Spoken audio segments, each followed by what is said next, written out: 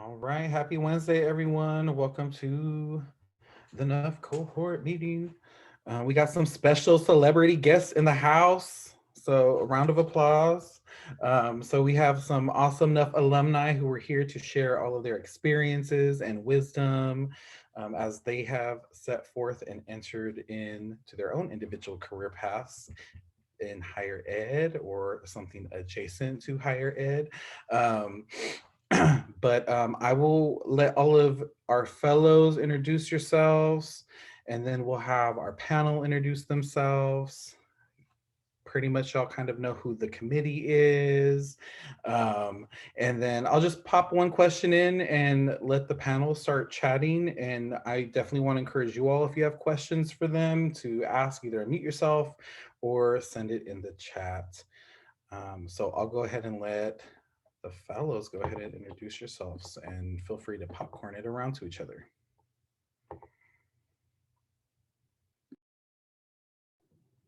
I can start. Hi everyone, my name is Gio, pronouns they, them, she, her, hers, emphasis on the they, them. I'm currently a senior. I'm a transfer student. So yeah, currently majoring in psychology and Chicanx studies with a minor in education. And I'm happy to be sharing this space with you all and learning from you all and just hearing about your amazing experiences. So thank you. And I'll popcorn it to Griselda. Hello, everyone. I'm Griselda, pronouns she, her, hers. I am currently in my 4th year at Davis, double majoring in sociology and Spanish with a minor in education. And I'm happy to be learning from all of you today and just getting to know each of you. And I popcorn to David. Hi everyone, my name is David, pronouns here they. I'm currently a 4-year human development and Spanish double major, also minoring in education and Chicanic studies. And yeah, excited to be here. I'll popcorn to Anna. Hello, everyone. My name is Anna. I'm also 4th year at UC Davis. She, her, hers. I think that's all that we have to say. So I'll popcorn Stephanie. Yeah, hi everyone. My name is Stephanie. Pronouns are she, her, they, them. I'm a 4th year Chi major education minor, and I'm very excited to hear what everyone has to say. I'll popcorn it to Stacy.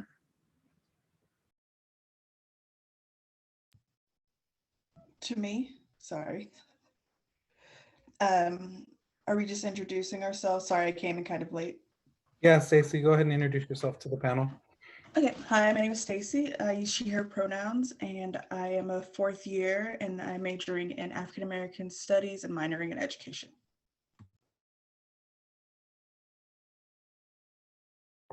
And you can popcorn it to somebody who hasn't gone. I'll popcorn to, has Jasper gone?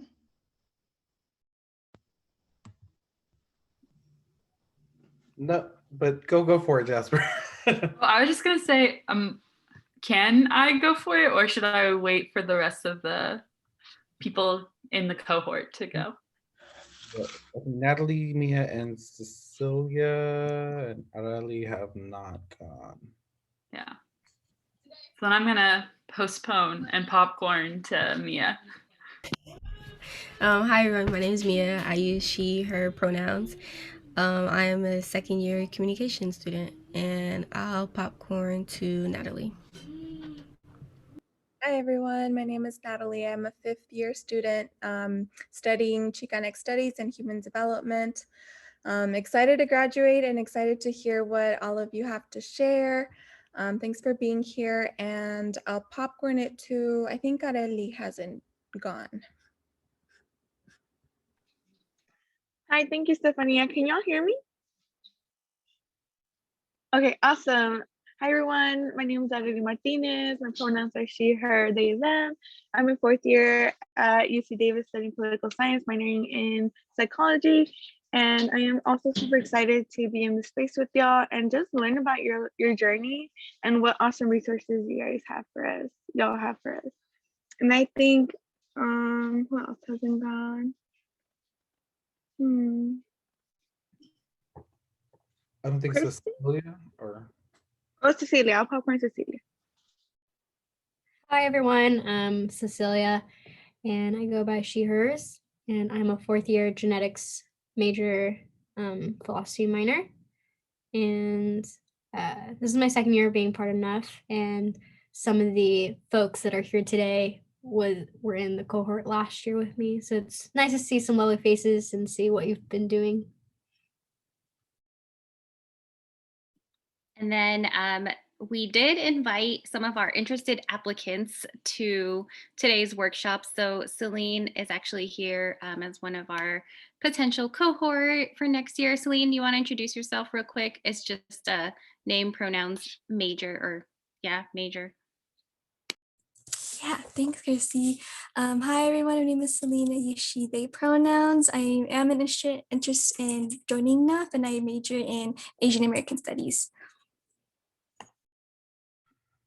Sweet, thank you. All right, panelists, feel free to introduce yourselves.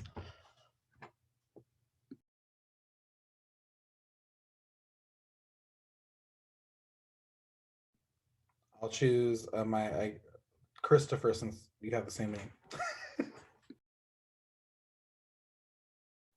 Thanks, Chris. Hi everyone. My name is Christopher Winfiniger. I use he, him, his pronouns. What do you want me to share? Great question. Your name, your grad program, if you went to a grad program, or where you're currently working. I could have come up to that. Yeah. So on my graduate program sorry, I'm really awkward and it's been a long day. So I got my master's from the University of San Francisco in the Higher Education Student Affairs program. So shout out to USF HESA. And I currently serve as the Diversity and Inclusion Educator and Specialist for the Vice Chancellor's Office of Diversity, Equity, and Inclusion here at UC Davis. I will popcorn Liz. Yes, thank you. Thank y'all for having me. And yeah, it's just so fantastic to hear what y'all are studying, and also just excited to be in the future of potentially student affairs, higher ed, if that's what you continue to pursue. And my name is Liz. I use she, her, aya pronouns, and I am the current program coordinator at the UCLA LGBTQ Campus Resource Center. We just added the Q, which is really exciting. I'm a UC Davis alum. I worked at the WRC, so huge shout out to the WRC. And I was actually the first inaugural cohort with, with Jessica Castellon being my mentor. So I definitely have a soft spot for this program, and just really excited to share hopefully a thing or two that you take away. Let's see, Michael, your turn. Are you a panelist? Michael's on the committee. Oh, I'm on the committee. Oh, okay, sorry about that. No, it's okay. Who else is a panelist? Jasper, Julie. Okay, Jasper, there you go. Hey everyone, I'm Jasper. I use they, them, theirs pronouns. I was on NUF last year, and it was a really lovely and beautiful experience. I'm really glad to be back with y'all. I was just saying before we started, I miss like all the wisdom that I gain in this space, and also all the fun and like silly little inside jokes and stuff like that. So I hope that y'all are having a great experience so far.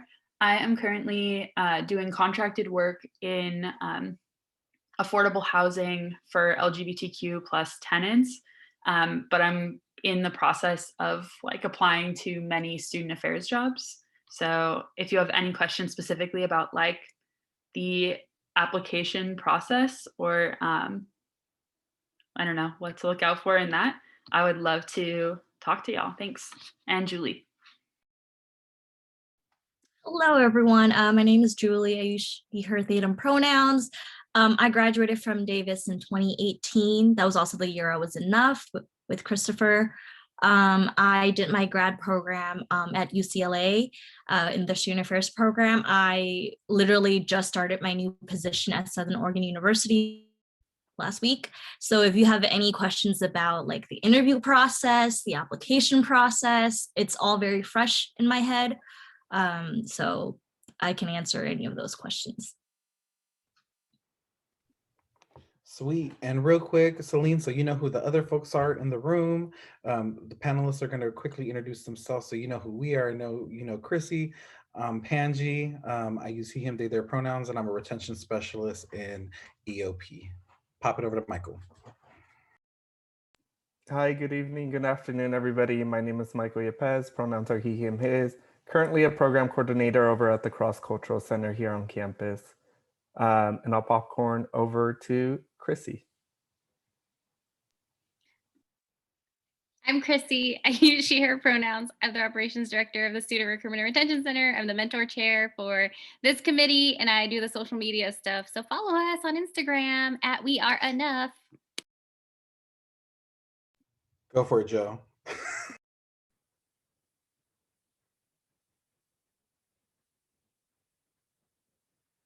Joe, unfortunately, we can't hear you. IDK, what's going on?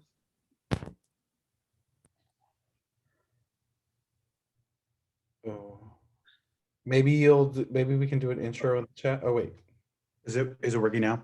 Yeah. That's what I get for trying to use cool headphones. Sorry, y'all. Celine, so great to have you here. Thank you to all the panelists. So Joe, they and he, I work on the committee as the recruitment chair, so you've gotten all those emails from me, and thank you for scheduling your interview. We're excited to have that happen. I work in the Center for Student Involvement as a student expression and campus activities coordinator on campus. And Erin, do you like a chance to go? Sure, thanks, Joe. Hi, everyone. Erin Marash, she, her pronouns. I'm an assistant director with the Cal Aggie Alumni Association, so super excited to have so many great alums in the house, sharing their wisdom, connecting back to campus, the stuff I love. I am this year's co-chair along with Sarah, who, if you haven't introduced yourself, is up next. Celine, you'll notice that there is this wonderful pattern that we always save the best for last. Welcome to the 4 p.m. energy that we all have. I am Sarah. I use she, they pronouns. I currently serve as the associate director at the Women's Resources and Research Center. And I am super glad that you were able to join us. I think this is going to be really informative for you, as well as for all of our current fellows as well. I just can't even begin to tell you how much brilliance is on this panel and just in this space. So I'm glad to be here with all of you. Sweet, thank y'all. All right, so we're gonna kick things off. Panelists, feel free to chime in as you see fit. The first question I'm just gonna throw out there is, how was your transition into grad school and or your first position in higher ed, or I'm blanking, Jasper, what was your housing, right? No, well, I know it wasn't housing. I know, what was it again? No, yeah, it was like affordable housing. Yeah. Affordable housing. Thank you. So yes, I will pose that question. And again, fellows, if you all have questions, feel free to ask as well.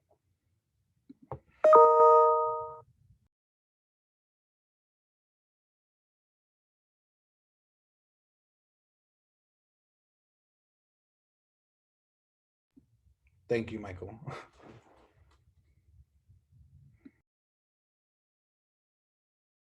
I'll just start. Yeah, thank you all for also dealing with my awkwardness as well. I am positioned currently at the UCLA LGBTQ Campus Resource Center, and I started in October 2019 after applying to like 30 plus higher ed jobs post-grad. And I feel like there was definitely a lot of things I would have wished to learn before, or maybe have a little bit more insight when I started my job. But I'm very grateful that now I'm getting to learn a little bit more about the campus, UCLA campus, and also getting connected with folks. But one thing I was just talking to Tori, my partner, about this, And I think one thing that stood out that isn't really like higher ed student affairs related, but it was like that community centers are, there's a lot of germs. So I got really sick the first 2 weeks that I got into the space.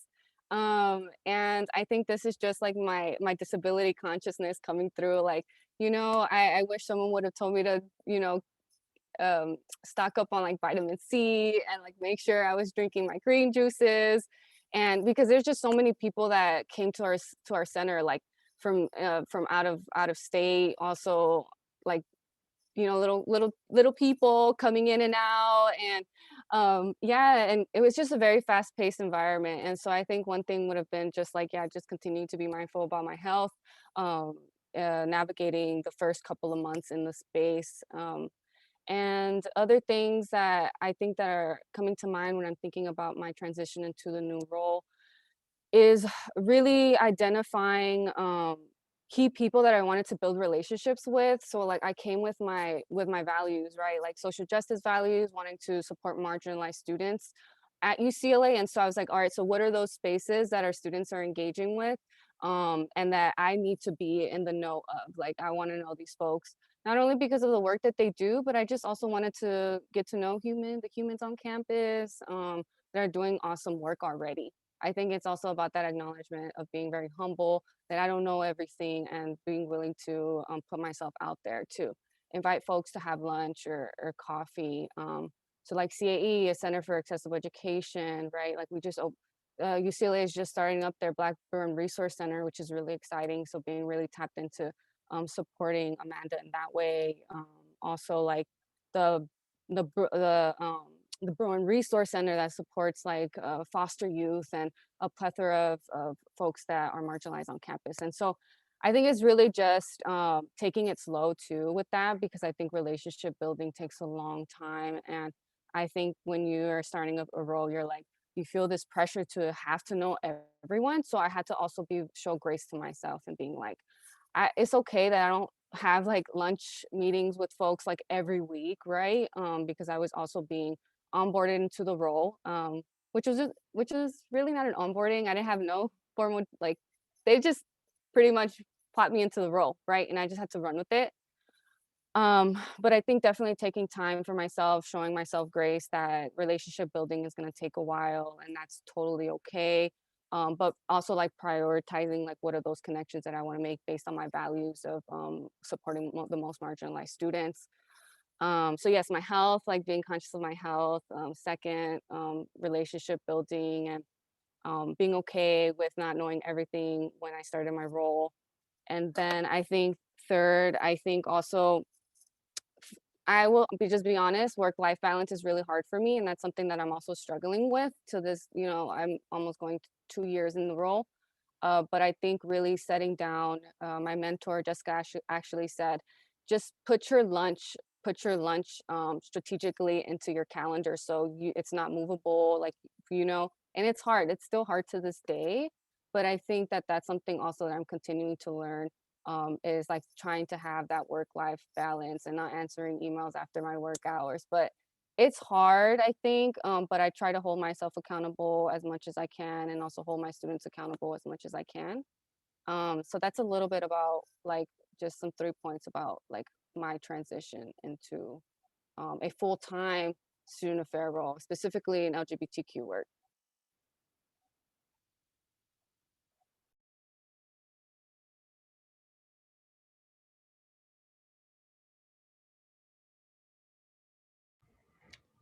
Thank you for answering that, Liz.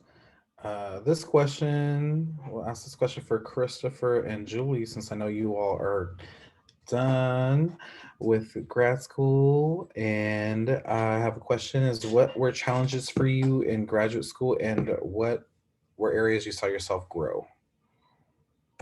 And I put that in the chat as well, if you need to reference it.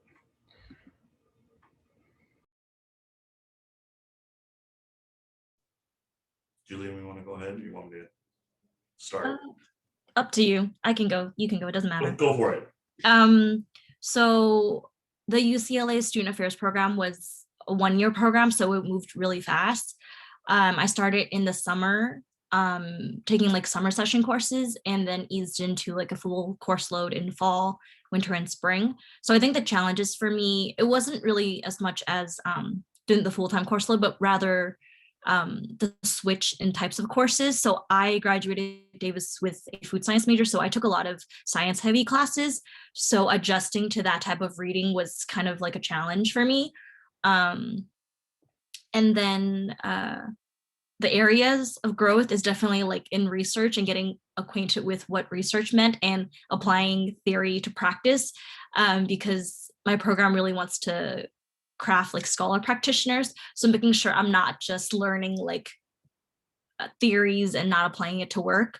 I think the challenge for me, since it was a one-year program, was trying to like get the most out of my experience. But I knew that was that was what I was signing up for when I did the one-year program. I wanted to get my degree within a year, so I knew that came with a set of setbacks of like not being able to, do everything, explore the campus, and with COVID hitting us last year, that cut my time on campus even shorter. So making peace with that. But I think being able to be on campus for a couple of quarters really helped me ease into the transition. But I think knowing your expectations when going to grad school will help mitigate any like challenges you might have, and being really realistic with yourself. Like, what is it that I want out of grad school? What are some of my non-negotiables? For me, staying in state was non-negotiable. Like, I wanted to stay in state for grad school. Yeah, that's all I have so far. Go for it, Chris. So I'll start with, I think some of the things that were a little easier for me to transition with was just the lecture style and the course style. So I graduated Davis with a bachelor's in gender sexuality and women's studies. And so my upper division courses were very similar to the courses that we had in our HESA program. And I like to jokingly say that honestly, grad school is just a really expensive book club, because you'll just get lots of reading and you'll go to class and you'll talk about the reading and write a couple of papers, which are basically just book reports. It's definitely more than that, of course, but I mean, that's the gist of it. Chrissy's gonna hate me. But I think the thing for me that was challenging was learning to play well with others. So grad school is a lot of group work, at least in the USF HESA program. A lot of the stuff that we did was group work.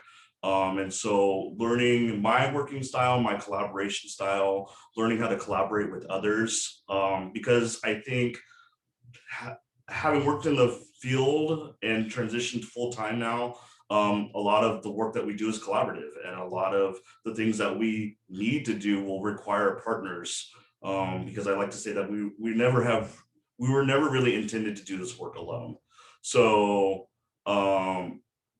in your transition, I would say like reflect on maybe some of like how do you show up in collaborative efforts, and what are your strengths when it comes to teamwork?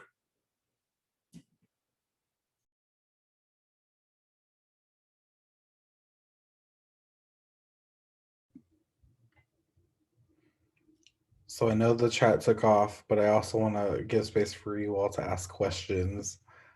If there's any burning questions that you all have. And while you all ponder on that, I definitely want to ask Jasper, how was your transition into your first full-time position post undergrad?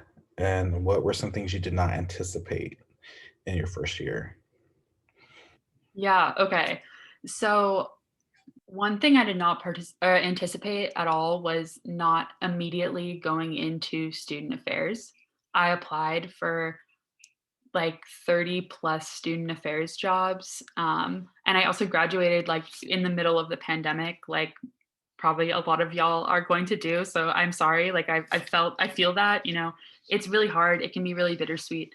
And so I applied for a lot of jobs, and I was not hearing back from student affairs positions, even though I have learned from this program, like just how like qualified I am. And I've like learned a lot about like my value in student affairs, like from NUF folks. I mean, like really like from my mentor, who's Nacho, and then also like from all the other mentors I've encountered in this space. And I ended up going into, doing sort of presentations and building like basically like skill building for folks who run group homes and differential like housing placements that are affordable to make spaces safe for trans folks in particular. And that work, I was really not anticipating it to be actually like so similar to student affairs work. I mean, it's not like working with students, but a lot of it is working with young people. And a lot of it is, doing what I know best, which is like LGBTQI plus advocacy. And so I think that even if things aren't like working out perfectly with like your dream career or whatever you want to go into, like, I'm just trying to not like stress myself, out of a good thing, because I think there is a lot of space for me to still work within my values and work within what I know how to do and do well in the position that I'm in. I will also say for those like entering the job market or whatever, it can be really hard to feel still feel like valuable and confident and worth it. And like, I just want to honor that because like I'm right now in like the interview process for like a couple of student affairs jobs, and it's freaking hard to like hear no so many times. It's really hard to like present yourself to new people every time and be like, this is who I am. Please like me. Please like understand what I'm trying to do. So I want to say like, make sure that you're working with your mentor on like honestly self-confidence and self-worth, because I think that's like what I got the most out of my time at NUF. And then also like have them help you write a cover letter, because like I don't come from a place where like I know a lot about like cover letters. Like I didn't have like people in my life that were like very good at that or had that skill in particular. And so it's like nice to connect with folks who do know how to do that and do it well, who will give you that knowledge. Yeah, thanks.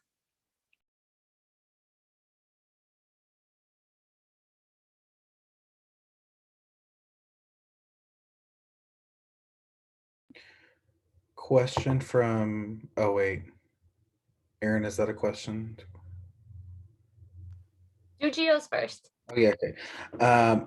From Geo, I'm wondering if any of you had a job while attending graduate school, and will you recommend having a job or taking a break during your first year?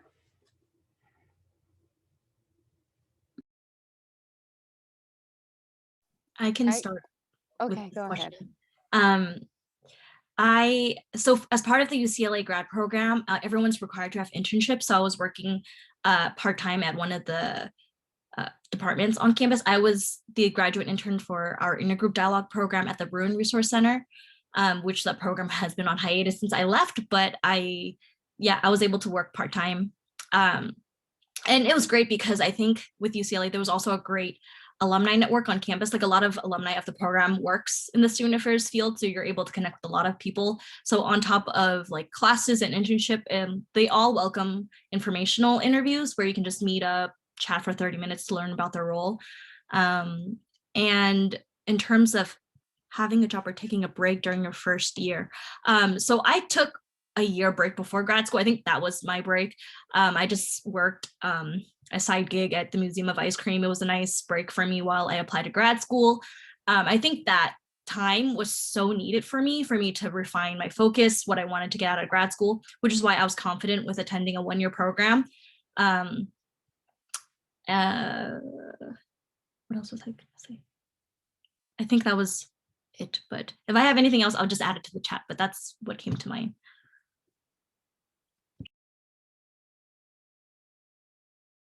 I have something to add to that question, but also open to other questions as well. So should I answer the question about the jobs? Yeah? Okay. Yeah, so I actually had 3 jobs. And that was one because I needed to complete my practicum hours. And so similar to Julie, I had an hour commitment to fulfill. with practicums, and I appreciated my experience. I worked in the admissions office at USF, and I also, the second year, I worked for DECO, which is Diversity Engagement Community Office, working with a chief diversity officers, which was really awesome. And I also, on the side, was a research assistant to one of my faculty, so working on a basic needs assessment project and supporting an Indigenous youth program for their assessment measures. In addition to that, as many student affair folks, we, I also had a side hustle. So I know that that's very common in student affairs, and I won't glorify having the 3 roles. I think that if I could have the ability to just be a student, I would have loved that, right? But I just didn't have that option for myself. But you know, I made it happen for myself. I navigated the 3 jobs, and you know, some weeks were better than others. And if you can take a break though, I would say do it. If you can just focus on your studies, if you do need a little bit more experience with student affair work, like that doesn't hurt. But if y'all honestly need and can take a break, I mean, I don't say why not, you know, and focusing on your studies. Um, I also, similar to Julie, I did take I don't want to call it gap year anymore. I'm like reframing it to like self-reflection, like kind of a rest year. So I did take a year after undergrad. And so, yeah, I also considered that like as like a way to um, kind of center myself before I entered back into school.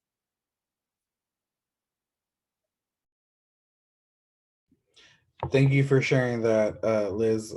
I've affectionately introduced prep year to the cohort because not everybody is able to have that gap year that we kind of think about. Let me see where Aaron's questions. Okay, 2 questions from Aaron Ross. Would like to hear more about the job search from everyone, and would also like to hear something that surprised you about the field of student affairs that you wish you knew as a NUF. Christopher, if you would like to start us off with that one.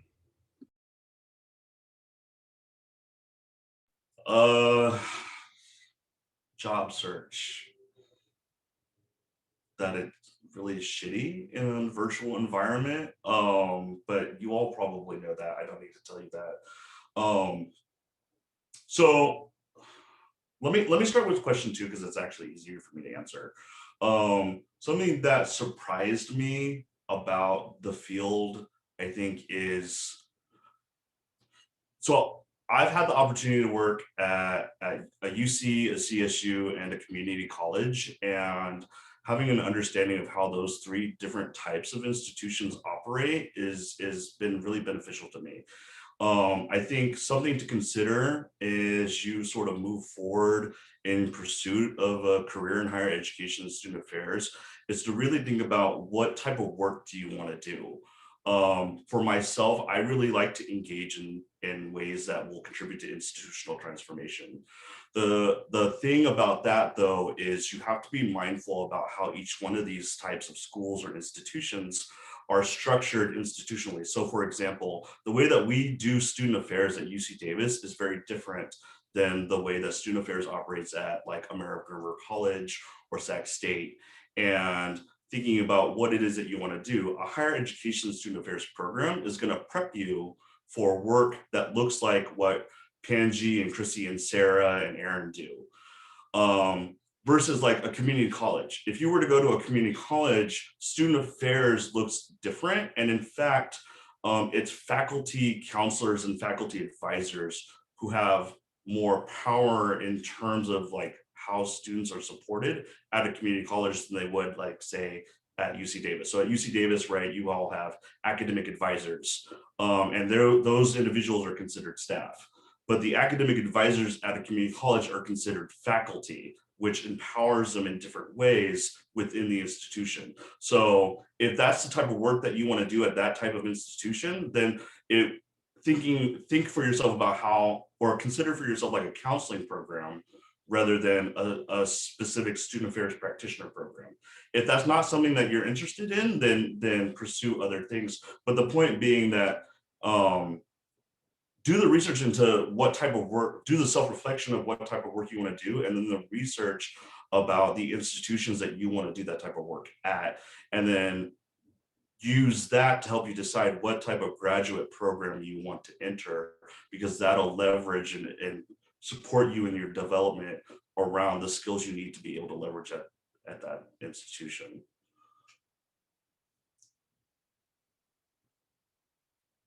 I hope that made sense.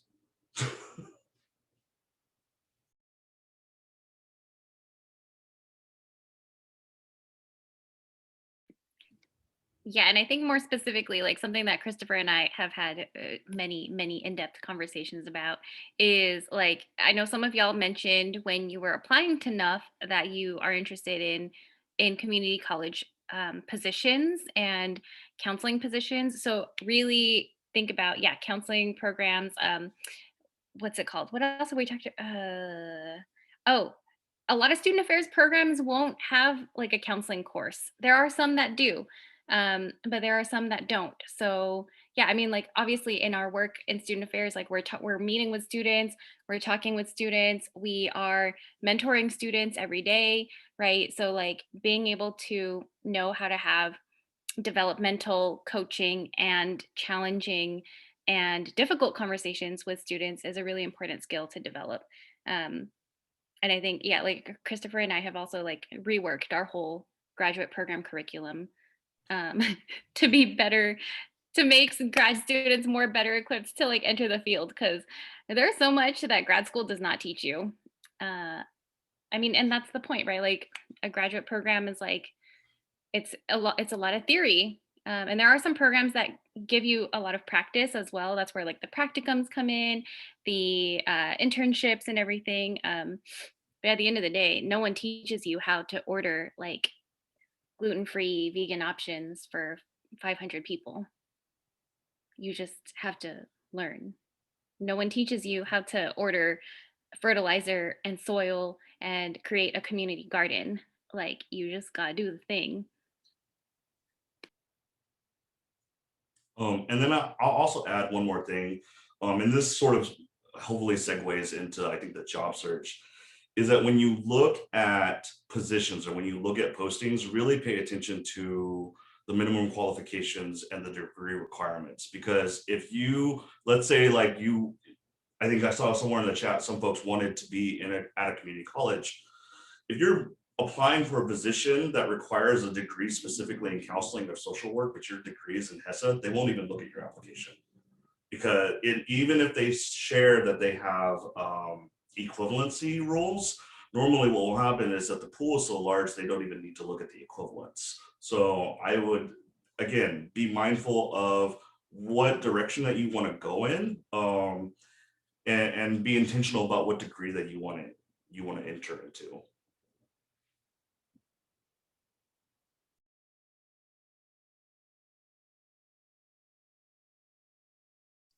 Do any of the other panelists want to address the question? Would it help to repeat the questions? Because I can do that as well. Okay, let me repeat the questions. The first question was, would like to hear more about the job search for you. And then the second question was, also would like to hear something that surprised you about the field of student affairs that you wish you knew as enough. And I do have other questions as well, but I want to leave it open for the rest of y'all to ask the things or answer the things.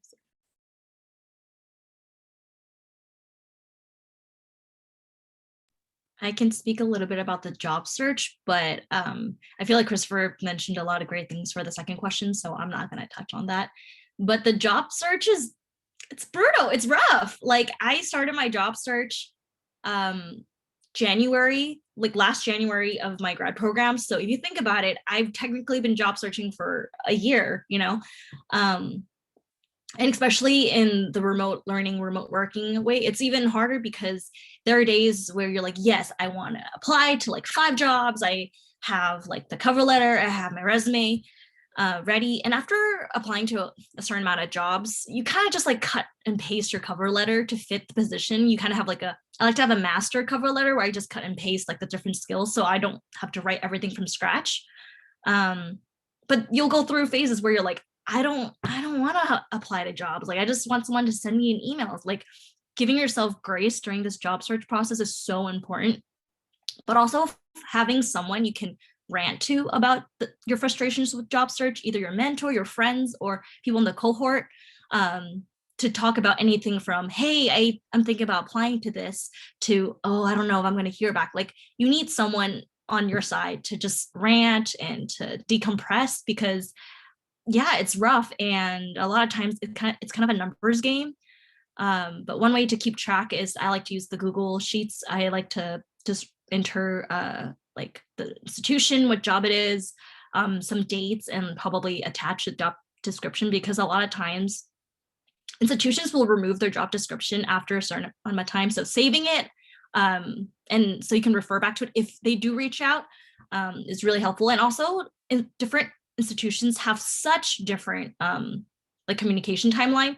I literally hear back like either 3 months after I apply, or I'll hear back 2 weeks after I apply. So being really open-minded to, you can literally hear back from any institution at any time frame. I wasn't very good at following up with jobs. I feel like I should have done a better job on that. But my mindset is, if they didn't even want to reach out to me in the beginning, why would I want to follow up with them?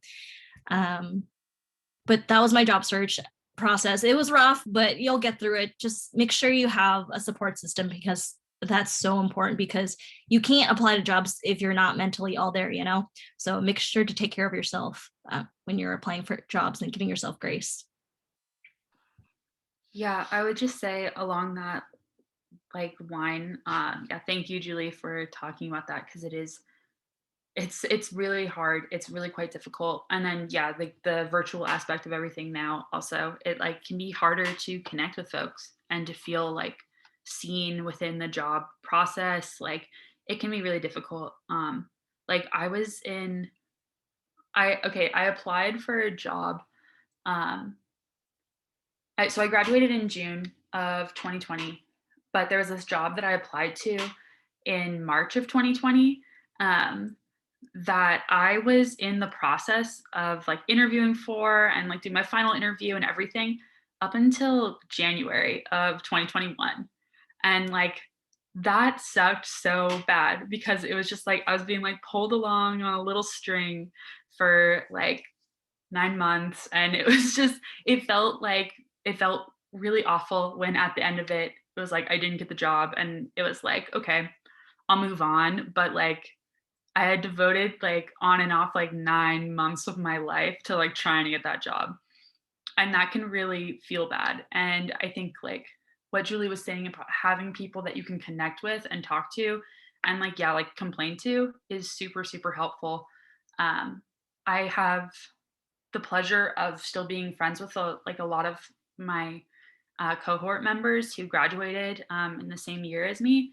And like, it has been really, really helpful to connect with folks. And also like, honestly, it's been really nice to also celebrate their successes, because a lot of my friends in the cohort are like doing all these amazing, beautiful things within student affairs or outside of student affairs.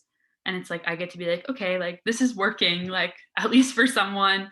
And it kind of gives you that hope back. So I would really recommend also staying in touch with folks in your cohort, and also your mentor if they're open to it, because I still text my mentor and like they respond to me and I love them. And like, it's not something that just ends, or for me, it wasn't something that just ended when I graduated. Awesome. Thank you all. Oh, Jasper. Y'all are speaking so much truth. I can't even. And like what Julie said, they don't even pay us enough to like do these. Like the whole day off work for some people too. Like that's the other thing that gets me. It's just like it's very contrary to a lot of the values that are espoused. So like I want to put it out there that like we're giving you the real our folks are giving you the real because we value the real and you need to know the real so that you can actually make an informed decision about whether or not you want to go in. I can guarantee you right now, this is not how other NUFP programs are. So take what you will. Ain't nobody sitting here in this committee. We don't volunteer our time to force you to go any direction in particular, okay? We volunteer our time because we value the work that we get to do with you all. And we value all of you and the decisions that you get to make. And wherever you end up, we're going to support you 100%. So, yes, Jasper is right. It is a lot of energy and time and labor. I appreciate all of you for being 100% authentic in your responses. It's really important. So I have 3 more questions here. I'm wondering if what we can do is just looking at the time. And all of these questions are really good. Could we have maybe like one of you answer each of these questions, and the rest of y'all, if you have a response, if you could type it into the chat, that would be super awesome. I'm not going to choose or call on anybody for these, so just whomever feels the urge to answer verbally, but the rest of y'all just put in the chat. Sound good? Okay, first question is, did any of you engage in any research experience in graduate school? And I would say even undergrad, because I think that it gives, both can like promote some drive to go into or want to go into research, and or are considering a PhD. I would also add, or a EDD. Just curious. Christopher, that's all you. We all know it. Like, which part? The EDD? The PhD and the research. Tell us how you love research. I actually do really enjoy research. Okay, so okay, first off, let me put something out there, because I get this a lot in like activist social justice circles. Theory can be hard, but like we're meant to do hard things. So don't feel like theory is inaccessible for you, because you're meant to like take it by the horns. You're meant to read it and understand it and deconstruct it, critique it, do all the things with it, right? So don't be afraid of theory, because theory is actually a tool that's intended to work for you. You don't work for theory. To that end, I will say that research is time consuming and a lot of work, but I actually really do enjoy it. So our program at USF is a practitioner's program. It wasn't designed to really support us in conducting research, to the extent that like our research was meant to be applied in the field as like practitioners. So that's something to think about as well. And then in pursuit of like a doctorate or pursuit of like an EDD or PhD, really, again, going back to your values and like, what do you want to do? How do you want to show up in this field? How do you want to show up in this work? You don't need a doctorate to do anything, really. And honestly, I know plenty of people with doctorates who ain't shit. So just do, and that's just the way it is. So I'm losing my sidetrack. I'm like losing where I was going with this because it's almost 5 o'clock. But yeah, if you have an interest and you want to pursue research and you want to contribute to the field in terms of knowledge production, then go for it. If you don't want to do that, then don't do it, and it's still okay. You can still do the work. And I think the last thing I'll say here too is that my values are centered around social justice, and higher education just so happens to be the place that I want to live out that work. But I don't have to do social justice work in higher education. I don't because this institution can eat my whole ass. Like, they don't give a fuck about me. So I'm just trying to get a paycheck. So decide for yourselves as you move forward whether or not you want to live out your values in this field or outside of this field. And you have to be comfortable with all the restrictions and limitations and challenges and joys that are part of that. That's my mentee, y'all. Anyway, on that note, the other question is, I'm not sure if y'all attended the NASPA conference in the past, but since this year it's virtual, I was wondering what experiences were you able to take away?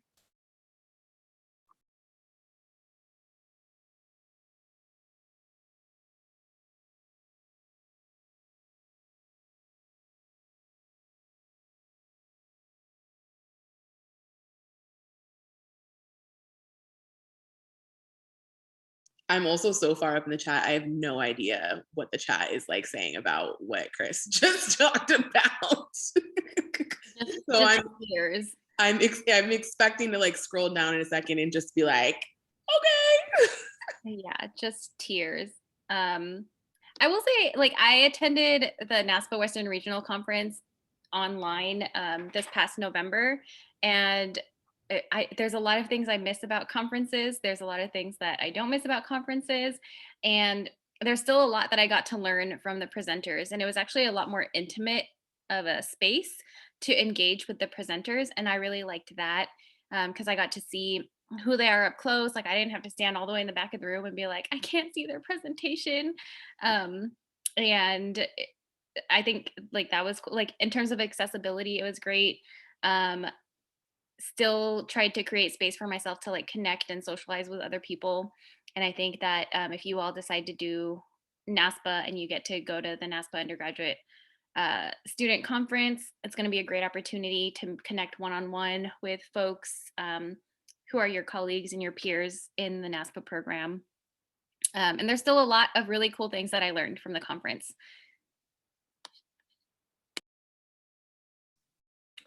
I think adding to that, whether it's virtual or in person, I'm really good at like walking out of the room if I'm not feeling the presentation either.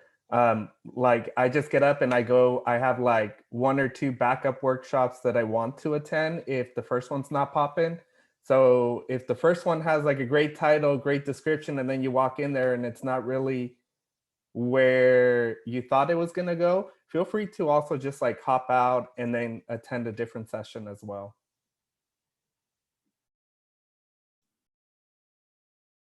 Thanks, y'all.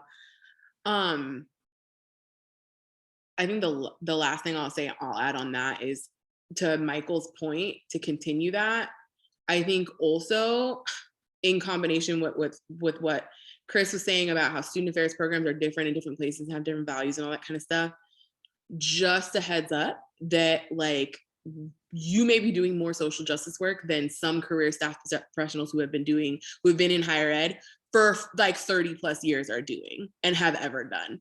And so you may walk into, or you may roll into, or you may, slide on into a space that you thought was going to be one way. The R. Kelly presentation that happened at a conference not too long ago.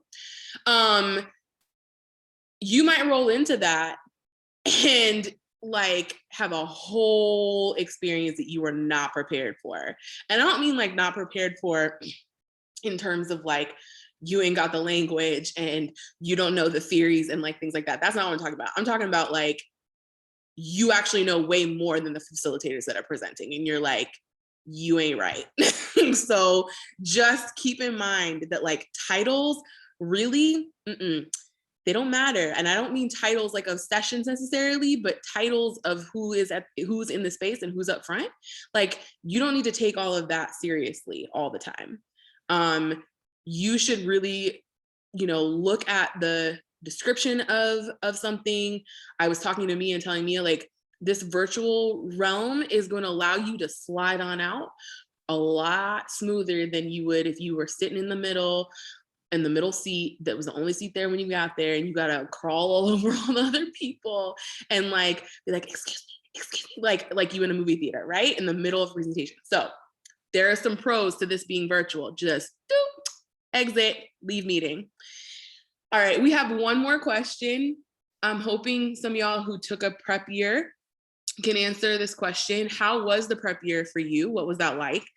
And what were some things that helped you decide on what direction you wanted to go in? This is from Celine, and Celine, this is a great question. So thank you for asking it.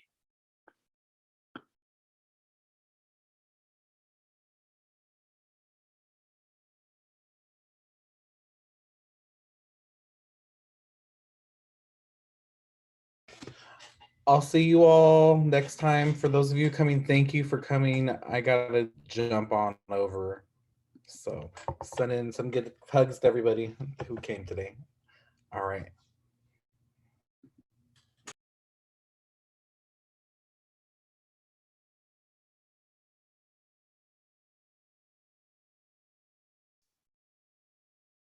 Okay, does anyone want to answer the things?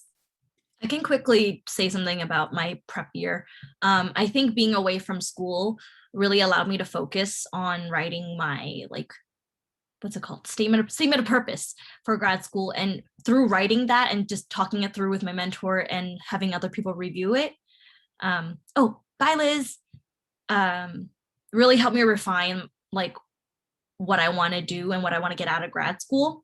So I think having that time away from your academics, having that free time to really like just listen to your thoughts without stressing about midterms, deadlines, really help you find what you want to do. And just like, I think going back to what Chris said about like just knowing your values, I think having that prep year to focus on finding those values and what you want in life.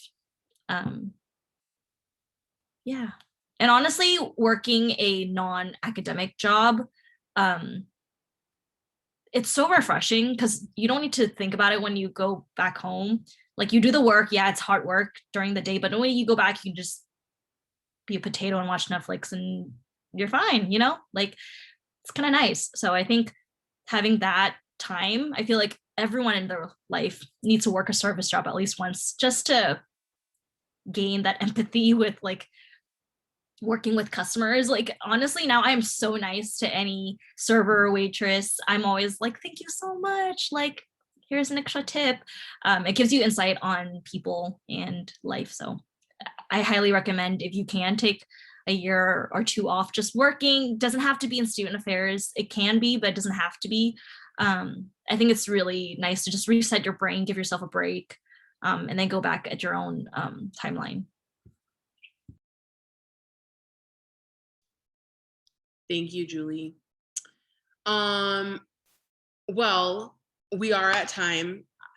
Jasper, Julie, Chris, thank you so much for all of your energy and your labor and for spending time with us today. Your continued commitment to this program, it does not go unnoticed. And you, all three of you, Liz included, all four of you, totally embody everything that we are looking for in like who we want to see moving into this field and all that kind of stuff. So I think that y'all need to just keep doing you, honestly. And just a reminder that we are still here for you. We're still here to like support you all just as much as you drop in your emails into this chat to support and mentor those who are currently fellows. Just remember, like that doesn't change when it comes to us for y'all. So excited to see where you all are going, excited about the work that all of you are doing. And that's pretty much all we got for y'all. We'll be in touch with you about other things, next steps and all that kind of stuff. Great. Are there any last words of wisdom y'all want to share? Any nuggets? I'll leave it open if you, okay. All right. Just be awesome all the time. Okay, y'all. Well, you are more than welcome to depart if you would like. You are also more than welcome to stay around. I need everybody who is going to be going to NASPA to stay and so we can register you right now. That's what we're gonna do for those of you who are alum or new folks. Bye, everyone. It was a pleasure. Feel free to email me for real. And for those of y'all that like I was in a cohort with last year, thank you. It's good to see people. I know like most of those people have left, but LOL. Bye. All right. Bye, Jasper. Bye, Jasper. Oh. Bye. See you later. Okay, bye. I'm gonna sign off too. It was great Okay. being here. All right, All bye-bye. right, Bye, Julie. Good bye. to see you. I can stick around if people want to talk about conference. Rude. Yeah, you can totally stick Sarah. around. But Wait, we're we gotta not, stop we're not paying for you to go to this conference. You have to It's ask. okay. Michael will pay for me. It's fine. They probably have more money over there, but you gotta stop recording. Okay. All right, friends. Aaron, do you have the ability to share your screen? Do I need to make you have ability? Do I have to give you the ability? Oh no, you're co-host. You can share. I was gonna say, I think I do. Let me get the website up. I should have been more ready. I was just enamored in all the brilliance that was being shared. So No need to apologize. Sarah, can you stop the recording and then can you drop it in our drive later? We're gonna record all of the shenanigans from here on out. No, I'm just I mean, honestly, we already recorded Christopher saying the institution can eat my ass. So we might as well say it a second time. We just recorded a second time. All right, I'm gonna stop the recording now.